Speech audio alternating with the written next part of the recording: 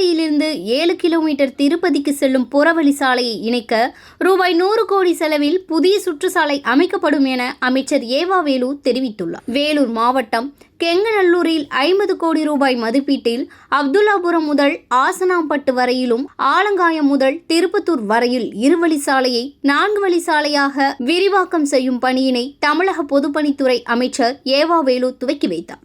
பின்னர் செய்தியாளர்களை சந்தித்து பேசிய அவர், வேலூர் மாவட்டத்தில் 4 ஆண்டுகளில் 276 கிலோமீட்டர் சாலையை விரிவுபடுத்துவது உறுதிப்படுத்தப்படும் அடிப்படையில் ரூபாய் 475 கோடி செலவு செய்யப்பட்டதாகவும், நடப்பாண்டில் ரூபாய் 130 கோடி ரூபாய் என மொத்தம் 600 கோடி செலவு செய்துள்ளதாக தெரிவித்தார்.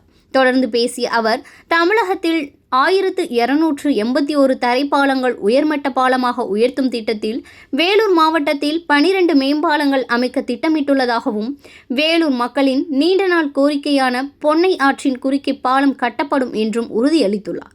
மேலும் 200 கோடி ரூபாய் மதிப்பீட்டில் ரயில்வே மேம்பால திட்ட பணிகள் அமைக்க திட்டமிடப்பட்டிருந்த நிலையில் 2 ரயில்வே மேம்பால பணிகள் அமைக்கும் பணி நடைபெற்று வருவதாகவும், முதலமைச்சர் அறிவித்த திட்டத்தின்படி 2 வழி சாலைகளை 4 வழி சாலைகளாக மாற்றி வருவதாக பெருமிதம் பேசினார்.